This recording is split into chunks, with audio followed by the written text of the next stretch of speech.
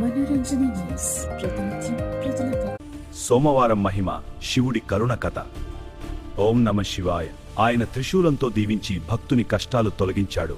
ఇదే సోమవారాల యొక్క మహిమ. ఒక చిన్న గ్రామంలో రామయ్య అనే పేద రైతుండేవాడు. అతనికి ఎంతో కష్టాలు, అప్పులు, కుటుంబ సమస్యలు. ఏ పని చేసినా ఫలితం కనిపించేది కాదు.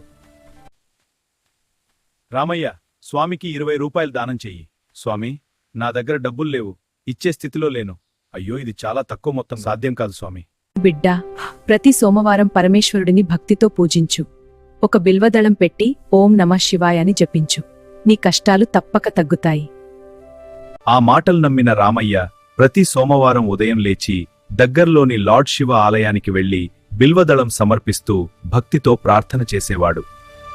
కొన్ని వారాలు గడిచిన తరువాత ఆశ్చర్యకరంగా అతని జీవితంలో మార్పు మొదలైంది. పొలాల్లో మంచి పంట వచ్చింది. దేవా శివ, నా కలలో దర్శనమిచ్చావు.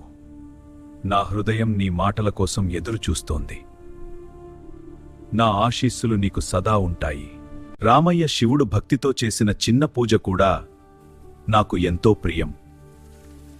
నీ విశ్వాసమే నీ జీవితాన్ని మార్చింది. ఆ రోజు నుంచి రామయ్య గ్రామంలో అందరికీ చెప్పేవాడు, సోమవారం శివుడిని భక్తితో పూజిస్తే కష్టాలు తగ్గి ఆశీర్వాదం లభిస్తుంది. నీతి: నిజమైన భక్తి ఉంటే పరమేశ్వరుడు ఎప్పుడూ భక్తులను కాపాడుతాడు.